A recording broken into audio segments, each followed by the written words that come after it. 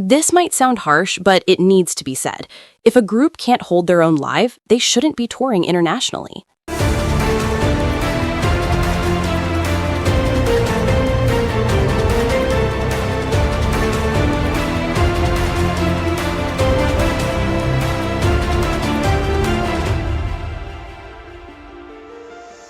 K-pop is in a very interesting place right now, and not everyone is ready for that conversation.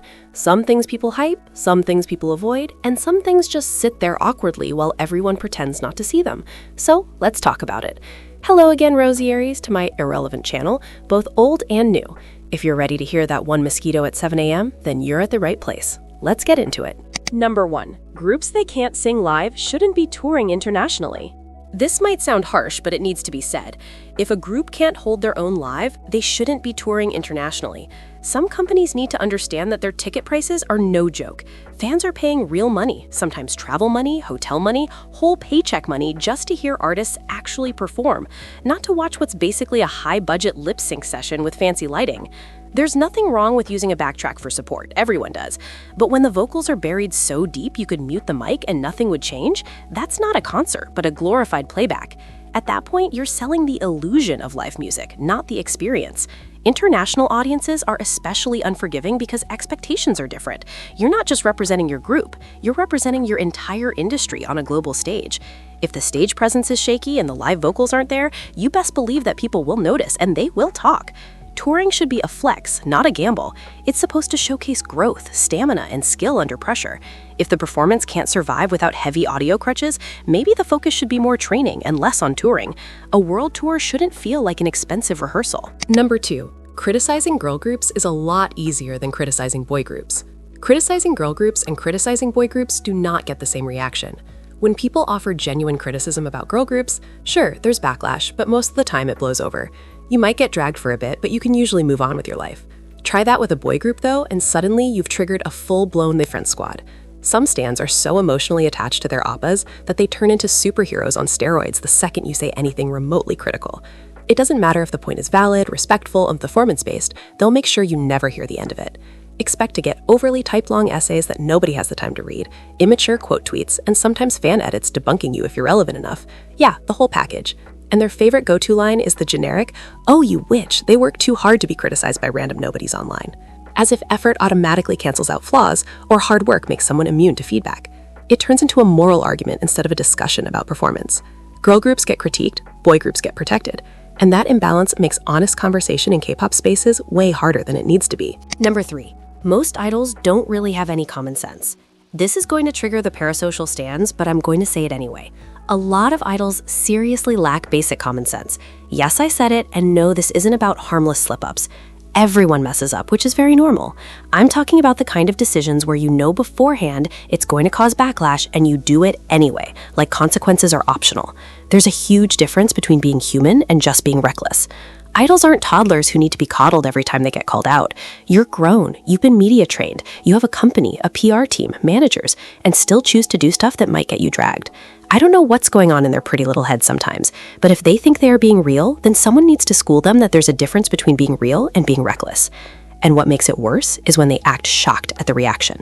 Like, what did you think was going to happen? You can't play in people's faces and then act confused when you get dragged for it. Doing something dumb on purpose isn't bold, edgy, or iconic. It's just poor judgment.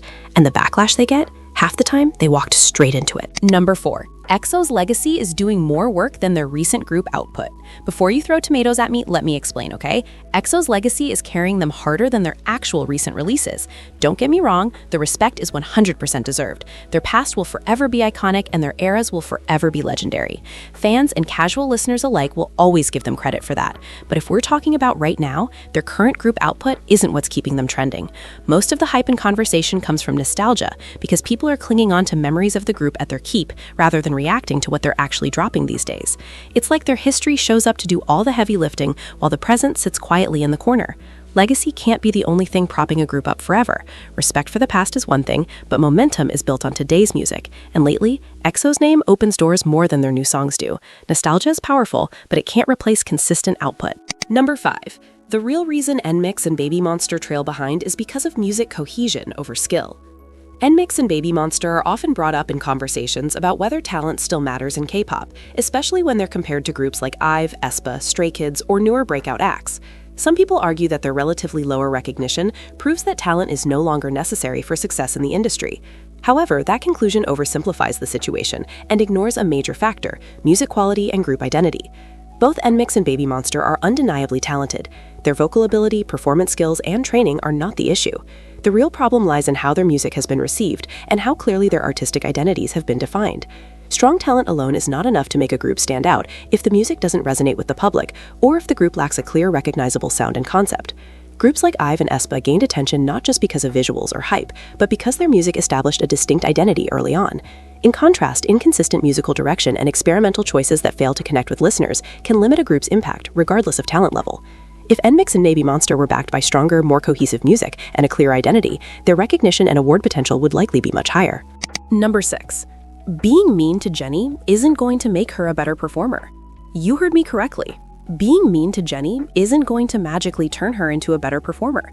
I get the frustration, I get the anger, and I'm not here to make excuses for someone who's been in the industry for over a decade. Her behavior on tour will forever be unjustifiable. And yes, sadly, her stans will defend her no matter what, but mostly because they've chosen to lower their own standards just to keep her looking flawless in their eyes, all while expecting everyone else to bend over backwards in agreement. What I don't get, though, is why some people feel the need to be cruel online, especially during something as harmless as her birthday. I saw tweets on X mocking her twerking. Other clips had comments about her body. Like, why? None of that was necessary. Criticism has its place, sure, but humiliation doesn't improve anyone. It doesn't sharpen skills or magically fix mistakes. All it does is spread negativity and creates toxic energy. If the goal is to see her grow as an artist, there's a huge difference between pointing out performance issues and actively attacking someone for having fun or being human. Mocking, shaming, and body commentary is not constructive. That's just cruel. Criticism is meant to build, while humiliation only tears someone down. Realistically speaking, nobody becomes a better performer because strangers online decided to dunk on them for their birthday. Number 7. Dodri Just Like a Dream is really cool.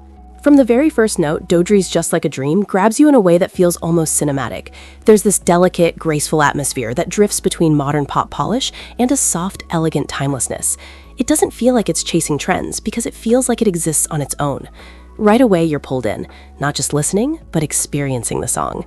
Na Youngju and Lee Song-hoon's voices blend beautifully, like there's a purity and warmth in their tones that makes every harmony feel heartfelt, sincere, and utterly captivating.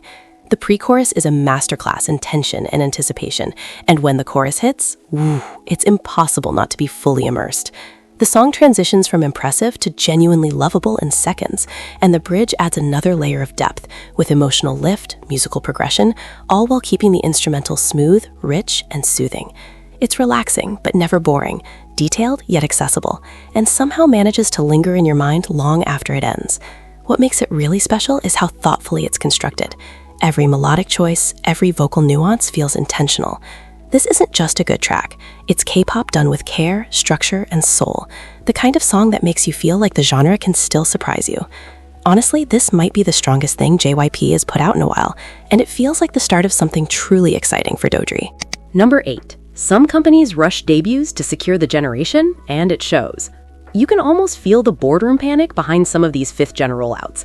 Not the "we found something special" kind of energy, more like drop them now before someone else claims the lane. And it shows, because instead of groups stepping out with a clear identity, defined sound, or even a personality you can latch onto, a few debuts felt like industry placeholders with bodies on a lineup, logos before legacy. It's like companies got obsessed with securing the generation, as if K-pop were a game of musical chairs and they just needed a seat at the table, regardless of whether the group was actually ready to sit there. The music isn't bad, the members aren't untalented, but the foundation feels unfinished. No strong narrative, no distinct sonic fingerprint, no reason that makes you say, oh, this is them. Just trend-friendly packaging and vibes that could belong to almost anyone, and that's the problem. When a debut feels like a market strategy instead of an artistic arrival, fans can sense it. Groups end up spending their first years trying to figure out who they are in public, instead of confidently showing us from day one, which can lead to frustration, because with more time, development, and intention, these same groups could have debuted with impact instead of just presence. Number 9. Some fans are overprotecting 5th-gen groups from criticism. There's a difference between nurturing rookies and bubble wrapping them like they'll shatter the second someone forms an opinion. Some fans have moved past support and landed straight in overprotection mode with 5th-gen groups, and it's getting hard to watch. The phrase, "give them time," started as a fair point because growth is real, development takes experience, and nobody debuts perfect. But now it's being used like a noise-canceling headset anytime someone points out a weak song, messy stage, or undercooked concept. Not every critique is an attack. Sometimes a debut just isn't strong. That's not sabotage, that's reality. If a group's first impression feels rushed, generic, or lacking identity, pretending it's groundbreaking won't magically make it so. All it does is shut down honest conversations that could actually push improvement. Ironically, the same fans who say they want their faves to grow are the ones allergic to acknowledging where growth is needed. You can support a group and still admit the material isn't hitting yet. Those things can exist in the same sentence. Shielding idols from all criticism doesn't protect them. All it does, it freezes them in place. The industry is competitive, and audiences aren't obligated to lower their standards just because someone is new. Time helps, yes, but time plus honest feedback, that's what actually builds artists. Not this "everything is amazing, don't question it" fantasy bubble. Number 10. No, Cat's Eye is not K-pop. Every time I open my feed and see Cat's Eye labeled as K-pop, I feel like we're just slapping that tag on anything that came within a 5-mile radius of a Korean company. That's not how genres or industries work. Cat's Eye isn't a K-pop group. They're a global group built using a K-pop system. There's a difference, and it's not a small one. Yes, they were formed by a K-pop company. Yes, the training system, rollout strategy, and polish have that familiar K-pop blueprint all over it, but structure doesn't equal identity. None of their songs are in Korean, and their sound, branding, and target market clearly aren't centered around Korea or the traditional K-pop ecosystem. The entire concept was introduced as global from day one, so calling them K-pop now feels like people are ignoring the memo on purpose. It's like people think made by a K-pop company automatically stamps something as K-pop, no questions asked. By that logic, every international project under a Korean label would count, and that just blurs the meaning of the term until it's useless. Cat's Eye sits in a different lane that is adjacent and influenced, but not the same road. I don't get why some stans are in denial about that. Calling them global doesn't diminish them, it actually explains their direction better. Not everything connected to K-pop has to be K-pop, and that's okay. Ladies and gentlemen, you can love K-pop and still question it. Supporting the industry doesn't mean switching your brain off, and not every opinion is an attack just because it made you uncomfortable. At the end of the day, conversations like this are part of why the genre keeps evolving. Anyways, y'all can argue about it in the comments. If you enjoyed this video, then go ahead and like, subscribe, and click that notification bell, Rosiettes, for more content. I'd really appreciate it if you keep supporting me and this little space we've built here. It truly means more than you know. Thank you so much for all the love and support. Take care of yourselves, and I'll see you in the next one. Bye!